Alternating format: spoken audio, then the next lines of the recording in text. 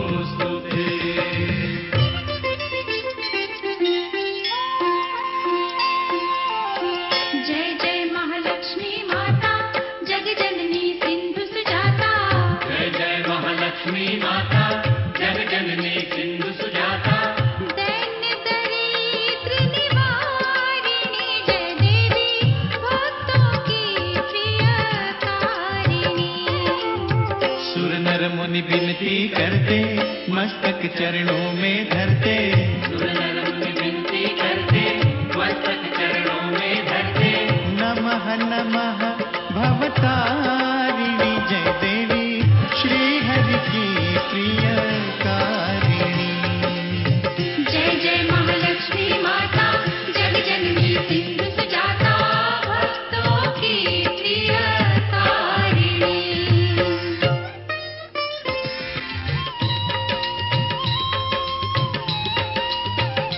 महालक्ष्मी विविध स्वरूपा महाकाली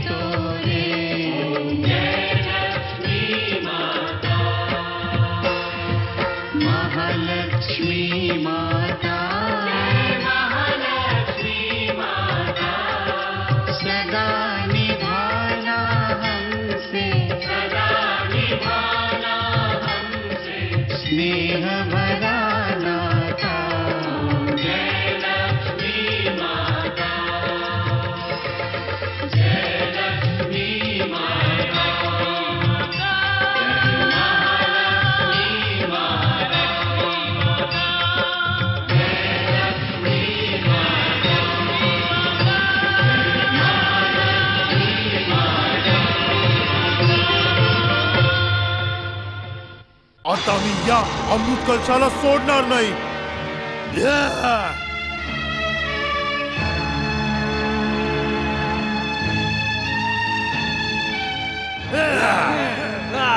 अमृत असुरराज,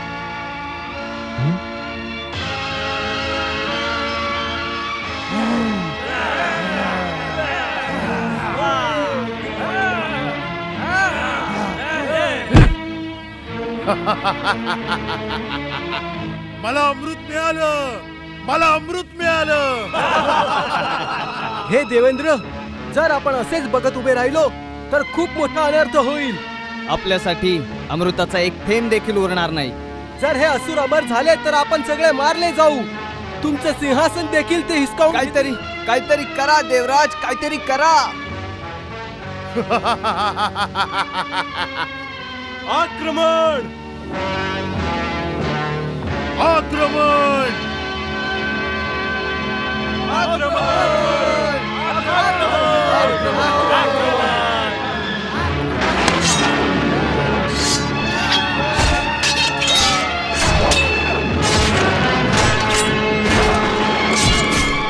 हे मातेश्वरी, आता आपणच देवतांच्या हिताचे रक्षण करू शकता.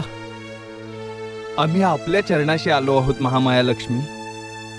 आपली ही लीला पाहून आमचे मन भयभीत झाले आहे. जर देवासुर युद्ध पुन्हा झालं तर देवतांचा पराजय निश्चित आहे माते. हे असुर महाबलवान आहेत. जर असुरांनी अमृत प्राशन केलं तर महाअनर्थ होईल माते. हे महादेवी, महामाया, महालक्ष्मी, सृष्टीच्या कल्याणासाठी आपणच तर देव आणि असुरांना समुद्र मंथनाची प्रेरणा दिली. परंतु आता असं वाटतंय की असुरांच्या हाती अमृत लागलं तर सृष्टीचं कल्याण व्हायच्या ऐवजी विनाश होईल माते. आता केवळ आपणच या विनाशाला थांबवू शकता.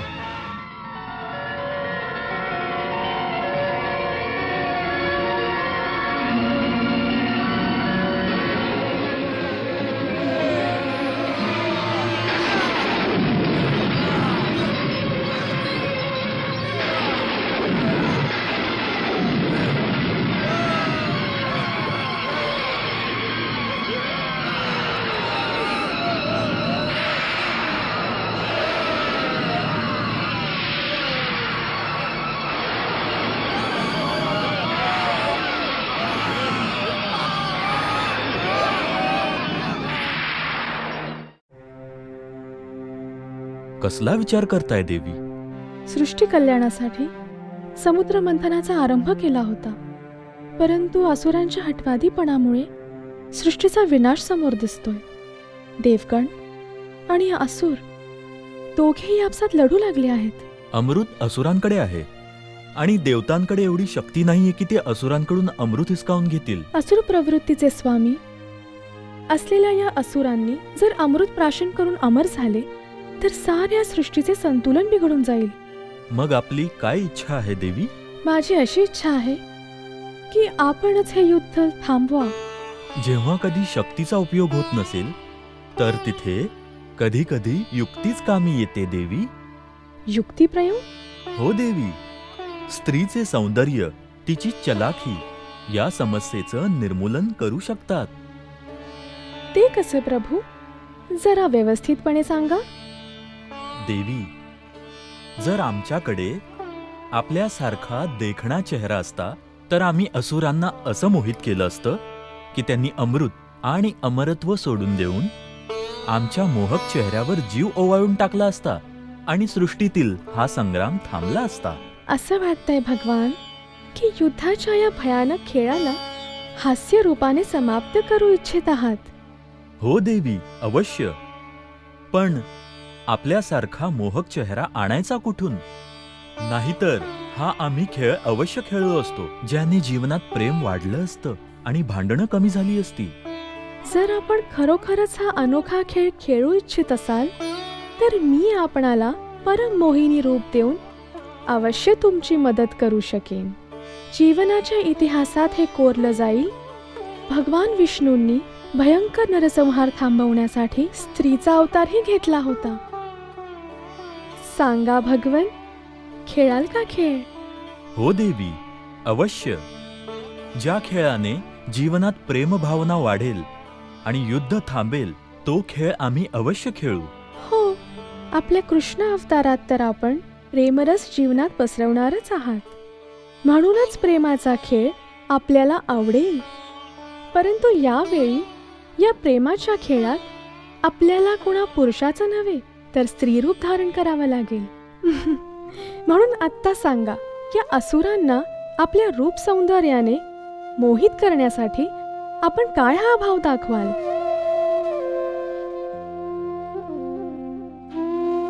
बोला देवी, कोणतं रूप पाहू इच्छिता आपण? एखाद्या चंचल नारीप्रमाणे चालून दाखवा. अवश्य.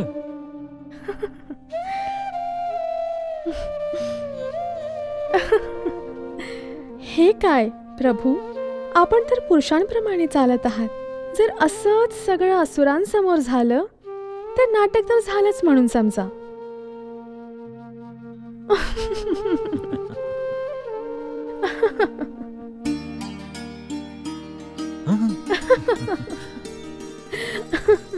देवी, हे नाटक तर माझ्याने होणार नाही. प्रभू, स्त्री बनणं इतकं सोपं नाही. अच्छा. मग काय, आता पुरुषाचे हावभाव सोडा आणि स्त्री सारखे लचकून मुरडून दाखवा. देवी, जर सूर आणि ताल असतील तर स्त्रियांचे हावभाव दाखवणं अधिक सोपं होईल.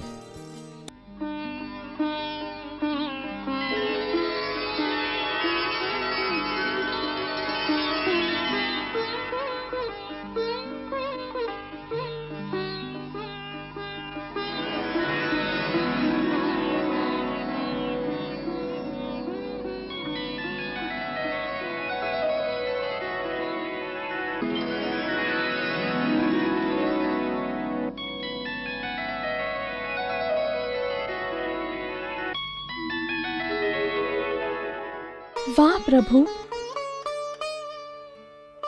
हे बरोबर होतं ना देवी? प्रभू, असं वाटते की आपण चेष्टा करत होतात. आपल्याला तर नृत्याच्या शिक्षणाची गरजच नाही.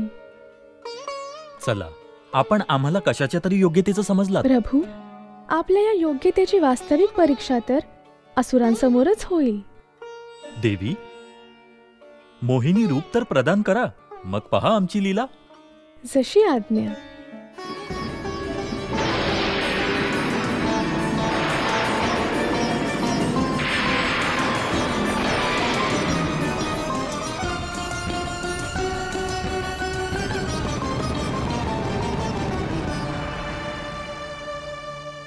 बोला भगवान, कसं वाटतंय स्त्री रूपात? एकदम विचित्र वाटतंय. कळत नाही या स्त्रिया इतक्या दागिन्यांचं ओझं घेऊन का फिरतात. अच्छा, आता जा, उशीर होईल. ठीक आहे. अहो, जर थांबा ना. आपला आवाज तर बदला. मोहिनी काय श्री विष्णूंच्या आवाजात बोलेल? ते ते ते तर मी तुमच्या समोर होतो म्हणून. अच्छा, तर येतो मी. अर्थात. येते मी.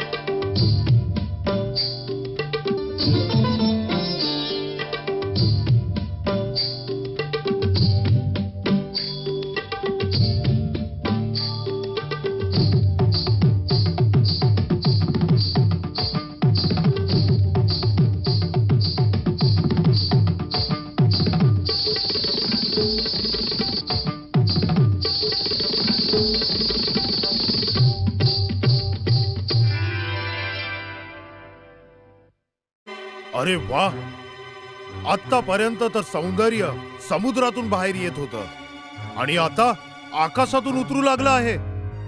हे सुंदरी, तू कोण आहेस? हे मनमोहिनी, तू तर एका नजरेतच आमचं मन मोहून टाकलं. काय तू आम्हाला तुझी ओळख नाही करून देणार? आपण मला ओळखून सुद्धा माझं नाव विचारत आहात असुरराज? मी तुला ओळखतो. हो असुरराज, म्हणूनच तर तुम्ही मला मनमोहिनी म्हणाला.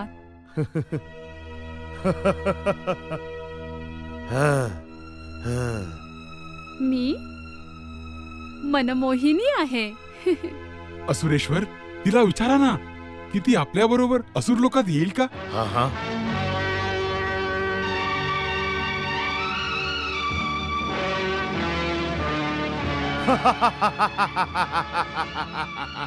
मग तर पुरुषार्थ आणि सौंदर्याचा संगम होईल. परंतु मला या संगमाची शक्यता दिसत नाहीये असुरराज. का सुंदरी?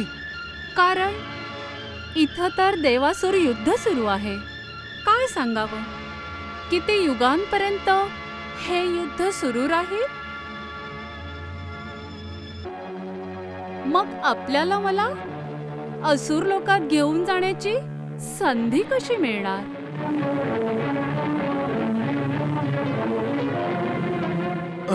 थांब मनमोहिनी, तू अशी आमची मन मोहून निघून नाही जाऊ शकत. मला थांबवण्याचा काही फायदा नाही. तुम्ही युद्ध करा. आम्ही तुझ्यासाठी युद्धाचा त्याग करू शकतो. या सगळ्या बोलण्याच्या गोष्टी आहेत असुरराज. मला माहित आहे तुम्ही सगळे असुर युद्धप्रेमी आहात. तुम्ही कुठल्याही प्रेमाच्या फंदात पडणार नाही. आम्ही तुझ्या प्रेमासाठी खरंच आमच्या युद्ध प्रेमाची आहुती देऊ शकतो. प्रेम दाखवताय, तेही हिंसेच्या भाषेत. परंतु मला माहित आहे की तुम्ही आणि तुमचे असुर माझ्यासाठी आपल्या युद्धप्रेमाचा त्याग नाही करू शकणार. आमच्यावर विश्वास का नाही बसत आहे सुंदरी? कारण की तुम्ही सगळेजण या तुच्छ अमृत कलशासाठी एक दुसऱ्यांचं रक्त सांडण्यात व्यस्त आहात. तुम्ही माझं मोल काय जाणणार?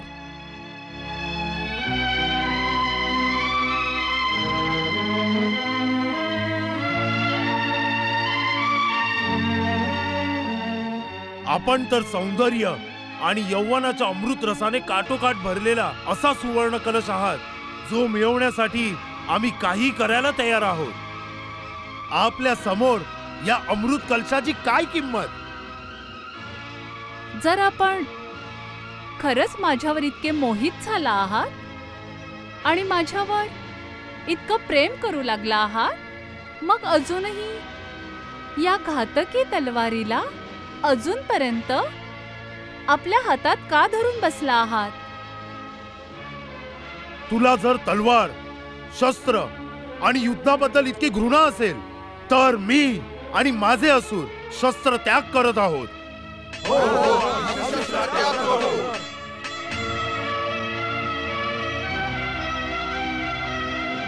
शस्त्र तर आम्ही टाकली, आता आणखी काय आज्ञा? माझी आज्ञा मानणार तुम्ही? प्रत्येक आज्ञा पाळणार. आदेश देऊन तर पहा. ज्या अमरत्वासाठी तुम्ही युद्ध करत आहात, त्या अमृताची देवांसोबत वाटणी करून टाका.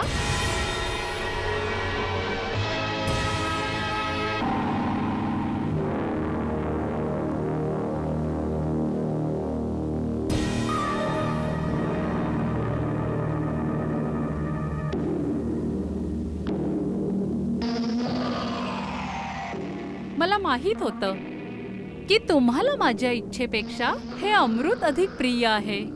जर तुम्हाला माझ्यापेक्षा हे अमृत अधिक प्रिय आहे, तर घ्या ते आणि मला जाऊ द्या.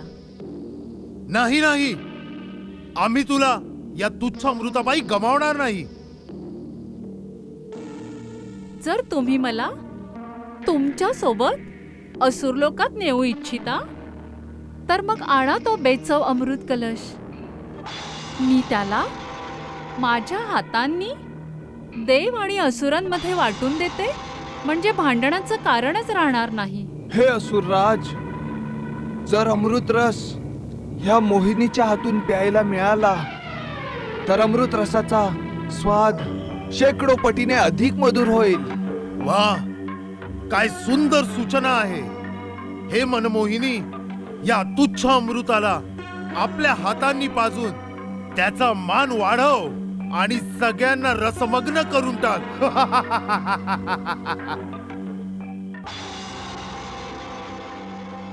हे असुरराज, ही सुंदरी अचानकपणे आकाशातून अवतरली आहे आणि आपल्याला मोहित करून टाकलं आहे. आपण हिला ओळखत पण नाही, तरीही आपण हिच्यावर पूर्णपणे विश्वास ठेवताय. तुझं तोंड बंद कर राहू. परंतु असुरेश्वर, आपल्या जिभेला लगाम घाल.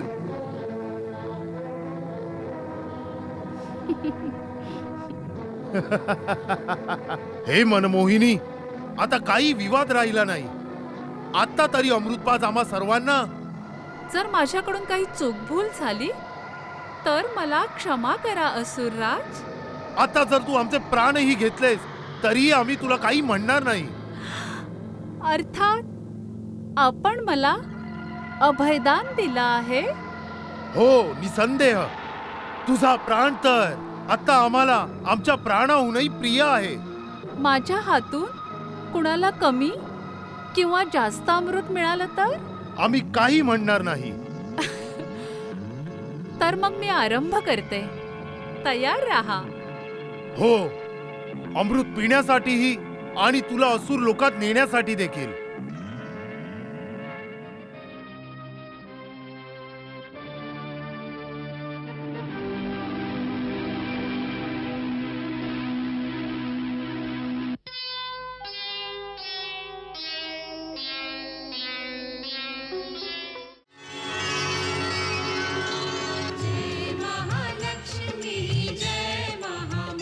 जय सिंधु सुता, जय विष्णु प्रिया, हम पे रखना